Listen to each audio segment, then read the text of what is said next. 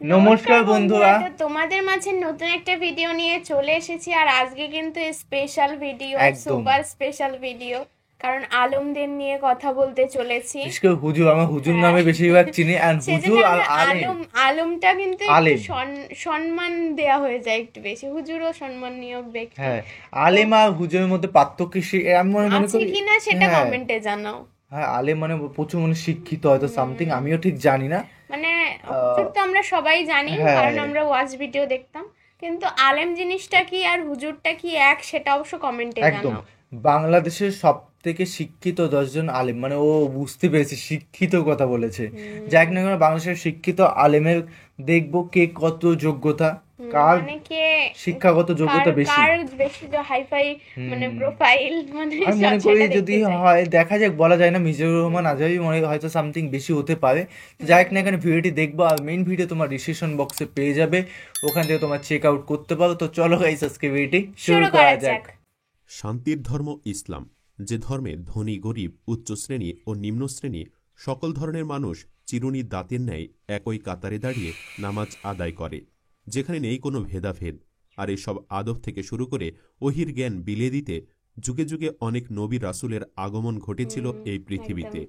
আর যুগে যুগে যারা এই নবী রাসূলের জ্ঞান ধারণ করে আসছেন, তারাই যুগের হাক্কানি আলেম ওলামায়ে ও, কেরাম। বুঝেছিস এবার। তেমনি আমাদের দেশেও রয়েছে অনেক আলেম ওলামাই কেরাম ও জনপ্রিয় বক্তা, যারা কিনা মানুষকে ইসলামের সুশীতল ছায়াতলে আনতে নিজের নিরলস পরিশ্রম করে যাচ্ছেন। নামটা যেন কি তো বন্ধুরা, ভুলে গেলাম। আজকের ভিডিওটিতে আপনাদের পরিচয় করিয়ে দিব সাম্প্রতিক সময়ে বাংলাদেশের 10 জন জনপ্রিয় আলেম, অর্থাৎ জনপ্রিয় বক্তার সাথে। আরও একদম। জানাবো কার শিক্ষাগত যোগ্যতা কতদূর কত এবং কে বেশি। কতটা স্মার্টলি কথা বলেন। ভিডিওটি হুম। শুরু করার পূর্বে অনুরোধ রইল ভিডিওটিতে একটি লাইক দিয়ে শুরু থেকে শেষ পর্যন্ত দেখার। অবশ্যই। আবু তহা মোহাম্মদ আদনান এই যে না, কথাই বাংলাদেশের বলছিলাম, জনপ্রিয় ভুলে বক্তা গেছিলাম ও নামটা। ইসলামিক স্কলার হলেন আবু আবু তহা তাহা মোহাম্মদ মোহাম্মদ আদনান। আদনান। ফেসবুক ও ইউটিউবে ইসলাম প্রচার করার মাধ্যমে জনপ্রিয়তা অর্জন করেছেন আবু তহা আদনান। তিনি বিজ্ঞান ও যুক্তি দিয়ে খুবই ভালোভাবে ব্যাখ্যা করতে পারেন। ক্রিকেটার থেকে হন ইসলামী না, আগের বক্তা আবু ভিডিওগুলো খুব তহা। সুন্দর ছিল। স্নাতকে পড়ার সময় ঝুঁকে পড়েন ধর্মকর্মে। সামাজিক যোগাযোগ মাধ্যম ফেসবুক ও ইউটিউব চ্যানেলে ইসলাম বিষয়ক আলোচনায় ক্রমেই আলোচিত হয়ে ওঠেন তিনি। Abu Taha Mohammad Adnan Rangpur Lions school and college থেকে এসএসসি, রংপুর সরকারি কলেজ থেকে বিজ্ঞান বিভাগে এইচএসসি পাশ করেন। ওয়াও। পরে কারমাইকেল কলেজ থেকে দর্শন বিভাগ থেকে অনার্স ও মাস্টার্স শেষ করেন। পাশাপাশি রংপুরের জামিয়া সালাফিয়া মাদ্রাসার ১০-১২ জন ওস্তাদের কাছ থেকে দ্বীনি বিষয়ে তালিম নিয়েছেন। পরে নিজেই ইসলামিক বইগুলো খুঁটিয়ে পড়ে জ্ঞান অর্জন করেছেন। তাছাড়া তিনি বাংলাদেশের খুবই কম বয়সী ও স্মার্ট একজন ইসলামিক বক্তা। তিনি যখন বক্তব্য প্রদান করেন, শ্রোতারা খুবই মনোযোগ সহকারে তা হুম। শুনতে থাকেন। আহমদুল্লাহ, যিনি শাক আহমদুল্লাহ নামে অধিক পরিচিত, একজন বাংলাদেশি ইসলামী ব্যক্তিত্ব, আলোচক ও সক্রিয় সামাজিক কর্মী। তিনি আসসুন্নাহ ফাউন্ডেশন প্রতিষ্ঠা করে দেশ ও দেশের মানুষের এটা সেবায় কাজ করে শুনেছিলাম আমিও। যাচ্ছেন। আহমদুল্লাহ ১৯৮১ সালের ১৫ ডিসেম্বর লক্ষ্মীপুর জেলার সদর উপজেলার বশিকপুর গ্রামে জন্মগ্রহণ করেন। তিনি শিশু বাহ। অবস্থায় তার পিতা মাতা ও চাচার থেকে বাল্য শিক্ষা লাভ করেন। এরপর নিজ গ্রামের বশিকপুর প্রাথমিক বিদ্যালয়ে তৃতীয় শ্রেণী পর্যন্ত পড়াশোনা করেন। এরপর খুবই মাইজদির সাধারণভাবে শুরু নিকটবর্তী করা। হরিনারায়ণপুরের দানাপুর কওমি মাদ্রাসায় নুরানির প্রাথমিক ৩ জামাত এবং লক্ষ্মীপুরের চন্দ্রগঞ্জ বোয়ালিয়া কওমি মাদ্রাসায় উর্দু ভাষা শিক্ষালাভ করেন। ১৯৮৮ সালের বন্যায় হাতিয়া অঞ্চল চেনাই ক্ষতিগ্রস্ত যাচ্ছে হলে না। চেনাই যাচ্ছে না। আহমদুল্লাহ নোয়াখালী ত্যাগ করে চট্টগ্রামের দারুল উলুম হাটহাজারী মাদ্রাসায় ভর্তি হন। হাটহাজারী পড়ার পর তিনি যশোরের দড়াটানা কওমি মাদ্রাসায় ভর্তি হন এবং এই মাদ্রাসার অধীনে বেফাক বোর্ডের সানুবিয়া পরীক্ষায় ১০তম স্ট্যান্ড, মিশকাত ক্লাসে ৩য় স্ট্যান্ড এবং দাওরাই ক্লাসে ২য় স্ট্যান্ড করে। সর্বশেষে খুলনা দারুল উলুম কওমি মাদ্রাসা থেকে বাহ, খুব ইফতা সুন্দর সম্পন্ন জায়গা করেন। এটা। তার জায়গাটা বেশ শিক্ষাগত ভালো। যোগ্যতায় তিনি যেমন অনন্য, তেমনি তার মনের দিক থেকেও তিনি এক অনন্য প্রতীক। অবশ্যই। তিনি খুবই কোমল মনের একজন মানুষ। একটি কথা না বললেই নয়, তিনি সৌদি আরবের উচ্চ বেতনের চাকরি ছেড়ে দেশের মানুষের জন্য কাজ করার আশায় ওয়াও। দেশে এসে সাধারণ মানুষের সেবায় এটা কাজ খুব করে কম যাচ্ছেন। শোনা যায়। এই থেকে বোঝা যায় তিনি কতটা ভালো মনের একজন মানুষ। সেটাই। আমির হামজা বাংলাদেশের আরও এক খুব সুনামধন্য ভালো বক্তা কথা বলে। ও আলেমে দিন আচ্ছা, হলেন মুফতি আমির হামজা। বর্তমান সময়ে যে সকল ইসলামিক ব্যক্তিত্বদের যুব সমাজের আইডল মনে করা হয়, তাদের মাঝে মাওলানা মুফতি আমির হামজা অন্যতম একজন। নিঃসন্দেহে তিনি বাংলাদেশ সহ বিশ্বের অনেক দেশেরই অন্যতম একজন সেরা ইসলামিক বক্তা। আমির হামজা কথাগুলো খুব 1992 সালের 28 অক্টোবর কুষ্টিয়া জেলার সদর উপজেলার আমি কথা বলতেছি। পাটিকাবাড়ি ইউনিয়নের 2 নম্বর ওয়ার্ড ডাবিরাভিটায় জন্মগ্রহণ করেন। আমির হামজা ছোটবেলায় সর্বপ্রথম কোরআনের হেফজ সম্পন্ন করেন। এরপর তিনি কুষ্টিয়া জেলার একটি কওমি মাদ্রাসায় পড়াশোনা করে ইফতা সম্পন্ন করেন। এজন্য তাকে মুফতি উপাধি দেওয়া হয়। তবে তিনি কওমি মাদ্রাসার পাশাপাশি আলিয়া মাদ্রাসায় পড়াশোনা চালিয়ে যান। আলিয়া মাদ্রাসা থেকে আলিম শ্রেণী সম্পন্ন করার পরে কুষ্টিয়া ইসলামী বিশ্ববিদ্যালয়ের ধর্মতত্ত্ব অনুষদের আল কোরআন ও ইসলামিক স্টাডিজ বিভাগে ভর্তি হন। এখান থেকেই স্নাতক ও স্নাতকোত্তর ডিগ্রি সম্পন্ন করেন। পড়াশোনা শেষে তিনি ওয়াজ মাহফিলের মাধ্যমে দাওয়াতের কাজে মনোনিবেশ করেন। তাছাড়া তিনি স্বৈর শাসক শেখ হাসিনার আমলে সরকারের বিরুদ্ধচারণ করে কয়েকবার শুনেছিলাম কারাবরণ জেলে গেছিল, করেছিলেন। আমিও শুনেছিলাম। গিয়াসউদ্দিন তাহেরি বাংলাদেশের এই তো। অন্যতম জনপ্রিয় বক্তা হলেন Legend গিয়াসউদ্দিন ব্যক্তি। তাহেরি। তবে অনেকে তাকে বিমার। ভণ্ড বক্তাও বলে থাকেন। না, হালকাদের জন্য অনেকে ভাবে। তার উদ্ভট কর্মকাণ্ড ও ওয়াজ মাহফিলে বিভিন্ন সময় বিভিন্ন হাসি ঠাট্টা ও রসিকতামূলক কথা বলেও অনেকবার এটাই। সমালোচিত হয়েছেন। তাহেরি 1985 সালের 1 মার্চ বাংলাদেশের ব্রাহ্মণবাড়িয়ায় একটি বাঙালি মুসলিম ব্রাহ্মণবাড়িয়া। পরিবারে জন্মগ্রহণ করেন। তাহেরি ব্রাহ্মণবাড়িয়া ইসলামিয়া আলিম মাদ্রাসা থেকে দাখিল ও আলিম পাশ করেন। এরপর ঢাকার কাদেরিয়া তৈয়বিয়া আলিম মাদ্রাসা থেকে ফাজিল ও কামিল পাশ করেন। তিনি দাওয়াতে ইমানি বাংলাদেশ নামক একটি সংগঠনের প্রতিষ্ঠাতা ও চেয়ারম্যান। এনায়েতুল্লাহ ও। আব্বাসী বাংলাদেশের এনাকে আরেকজন চিনিস? আলোচিত এনাকে তেমনভাবে সমালোচিত চিনি বক্তা না। হলেন এনায়েতুল্লাহ আব্বাসী।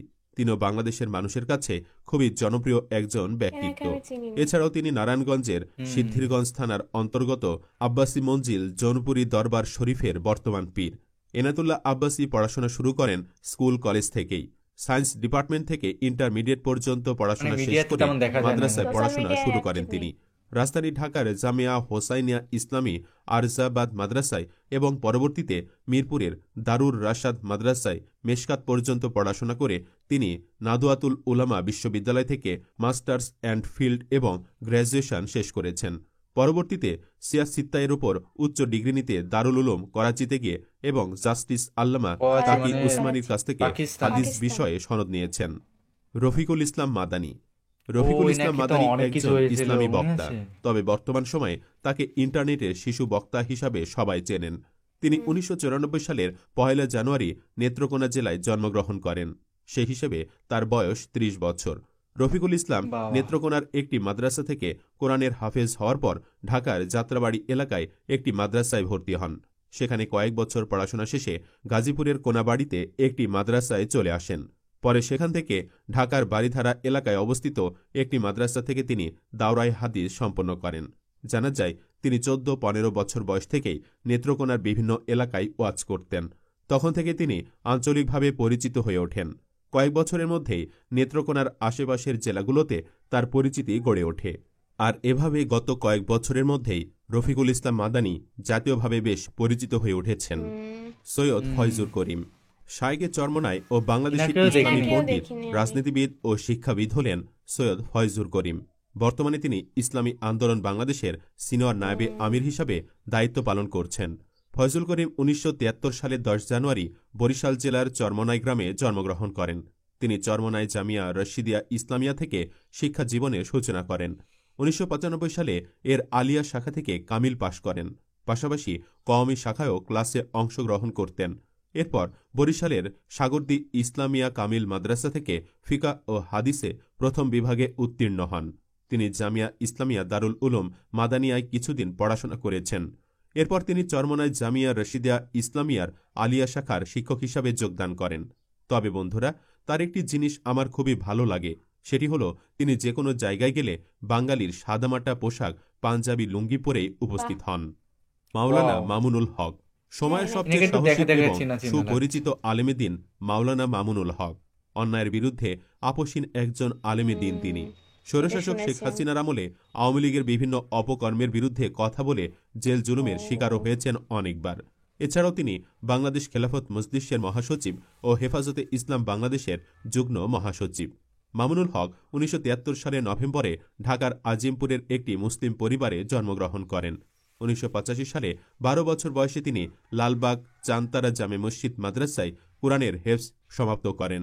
1986 সালে ভর্তি হন জামিয়া রহমানিয়া আরাবিয়া ঢাকায়। 1993 সালে জামিয়া রহমানিয়া আরাবিয়া ঢাকা থেকে কওমি মাদ্রাসার শিক্ষা বোর্ড বেফাকুল মাদারিসিল আরাবিয়া বাংলাদেশের অধীনে কেন্দ্রীয় পরীক্ষায় উচ্চ মাধ্যমিক শ্রেণীতে প্রথম স্থান, 1995 সালে স্নাতক শ্রেণীতে তৃতীয় স্থান এবং 1996 সালে দাওরায়ে হাদিস পরীক্ষায় প্রথম স্থান অধিকার করেন। পাশাপাশি এশিয়ান ইউনিভার্সিটি অব বাংলাদেশ থেকে অর্থনীতিতে অনার্স ও মাস্টার সমাপ্ত করেন। ডাক্তার শফিকুর রহমান বাংলাদেশের একজন ইসলামিক ব্যক্তিত্ব, রাজনীতিবিদ, চিকিৎসক ও বাংলাদেশ জামায়াতে ইসলামীর বর্তমান আমির হলেন শফিকুর রহমান। ডাক্তার শফিকুর রহমান 1958 সালের 31 অক্টোবর মৌলভীবাজার জেলার কুলাউড়া উপজেলার ভাটেরা ইউনিয়নে জন্মগ্রহণ করেন। শফিকুর রহমান 1974 সালে স্থানীয় বরমচাল উচ্চ বিদ্যালয় থেকে এসএসসি পাশের পর 1976 সালে সিলেটের এমসি কলেজ থেকে এইচএসসি পাশ করেন। 1983 সালে সিলেট মেডিকেল কলেজ থেকে এমবিবিএস ডিগ্রি অর্জন করেন। ইসলামিক শিক্ষায় পড়াশোনা না থাকলেও তিনি বাংলাদেশ ইসলামিক রাজনৈতিক সংগঠন জামাতের সাথে জড়িত থাকায় তিনিও ইসলামিক ব্যক্তিত্ব হিসেবে পরিচিতি পেয়েছেন। তাছাড়া বাংলাদেশের বেশিরভাগ মানুষের কাছে তিনি খুবই প্রিয় একজন ব্যক্তি। মিজানুর রহমান আজহারি বাংলাদেশের ইসলামিক বক্তার নামটি আসলে যার নামটি প্রথমে আসবে তিনি হলেন মিজানুর রহমান আজহারি। তিনি এমনই একজন মানুষ, তাকে পছন্দ করে না এমন ব্যক্তি বাংলাদেশের মাটিতে নেই বললেই চলে। বাংলাদেশের শিশু থেকে শুরু করে বৃদ্ধ বয়সের সকলের নিকটই খুবই জনপ্রিয় ও পছন্দের ব্যক্তি তিনি। মিজানুর রহমান আজহারি একজন বাংলাদেশি ইসলামী বক্তা, ধর্মপ্রচারক ও লেখক। তিনি 1990 সালের 26 জানুয়ারি ঢাকা জেলার ডেমরা থানায় জন্মগ্রহণ করেন। তিনি ছোটবেলা থেকে মাদ্রাসায় পড়াশোনা করেন। আজহারি দারুন নাজাদ সিদ্দিকিয়া কামিল মাদ্রাসা থেকে যথাক্রমে 2004 সালে দাখিল ও 2006 সালে আলিম পাশ করেন। তিনি উভয় পরীক্ষাতেই বাংলাদেশ মাদ্রাসা শিক্ষা বোর্ডে মেধা তালিকায় শীর্ষস্থান অধিকার করেন। 2007 সালে ইসলামী ফাউন্ডেশন কর্তৃক আয়োজিত মিশরীয় সরকারের স্কলারশিপ পরীক্ষায় প্রথম স্থান অধিকার করেন। পরবর্তীকালে তিনি মিশরের আল আজহার বিশ্ববিদ্যালয়ে তাফসীর ও কুরআন ভিত্তিক বিজ্ঞান বিভাগে পড়াশোনা করেন। সেখান থেকে গ্র্যাজুয়েশন শেষ করে মালয়েশিয়ার আন্তর্জাতিক ইসলামী বিশ্ববিদ্যালয় থেকে এমফিল ও পিএইচডি ডিগ্রি অর্জন করেন। তার এমফিলের গবেষণার বিষয় ছিল human embryology and the holy Quran. তারপর একই বিশ্ববিদ্যালয়ে পিএইচডি প্রার্থী হিসাবে মনোনীত হন। তিনি human behavioural characteristic in the holy Quran and analytical স্টাডির ওপর 2021 সালের ডিসেম্বরের শেষের দিকে সফলভাবে পিএইচডি গবেষণা সম্পন্ন করেন। ইসলাম ধর্মের অনুশাসন মেনে চলেও নিজেকে সমসাময়িকভাবে উপস্থাপন করা ও কুরআন হাদিস বিষয়ক সহজ সাবলীল ও গবেষণাধর্মী আলোচনার কারণে অল্প সময় তিনি বাংলাদেশের মুসলিম, বিশেষত মুসলিম তরুণ সম্প্রদায়ের কাছে জনপ্রিয়তা অর্জন করেছেন। তো প্রিয় দর্শক, এসব আলেমী দিন ও জনপ্রিয় বক্তাদের মাঝে আপনার কাছে কাকে বেশি ভালো লাগে নামটি কমেন্টে লিখে জানিয়ে দিন। একদম অবশ্যই ভালো লেগেছে ভিডিও। ভালো লাগলে বলতে অবশ্য আমাদের দুটো না তিনটে হুজুরকে হয়তো চেনা হয়নি, কারণ তারা হয়তো সোশ্যাল মিডিয়ায় অ্যাক্টিভ থাকে না, কারণ আমরা তো সাধারণত সোশ্যাল মিডিয়া থেকেই জানতে পারি। তাদের ভিডিও আমরা কোনোদিন দেখিনি, সামনে আসেনি, যেহেতু তাদেরকে তাদের কথা বলার স্টাইল কেমন, তারা বোঝায় কেমন করে মানুষকে, সেটা আমরা জানি না। প্রত্যেকটা হুজুর কিংবা আলেম যারাই হোক না কেন, তাদের কিন্তু এক একটা স্টাইল থাকে, মানে এক একটা প্রতিভা থাকে, একজন এক এক রকম। সবাই সবাইকে ভালো লাগবে এরকম কোনো মানে নেই, মানে এক একজনের কথা বলার মানে স্টাইল অন্যরকম। এক একজন মাকে নিয়ে বেশি ভালোবাসে, এক দুজনকে কথা বলে বলতে প্রেজেন্ট করে, বিষয়টা অনেক ভালো লাগে। আর একটা কথাই বলবো, সব টপ 10 তো দেখালো, তার মধ্যে কোন হুজুরকে তোমাকে বেস্ট লাগে অবশ্যই কমেন্টে জানিয়ে দিও। আর এই লিস্টের মধ্যে আরেকজনকে আমি মিস করছিলাম, অবশ্যই কে কমেন্টে জানাও যে তোমরা যদি বুঝতেই পারো। অবশ্যই। তো চলো, কি যেন কোরআনের পাখি বলা হয় তাকে। আরেকজন আছে, তাহলে কে? দুইজন আছে, তো অবশ্যই কমেন্টে জানাও। অবশ্যই কমেন্টে জানাও কাকে বেশি পছন্দ করো। একদম। আর নতুন একটা ফ্রেশ ভিডিও দেখাবে, সাবস্ক্রাইব করে দিও, এরকম ভালোবাসা দিতে থাকো। তো চলো গাইস, বাই বাই, টাটা।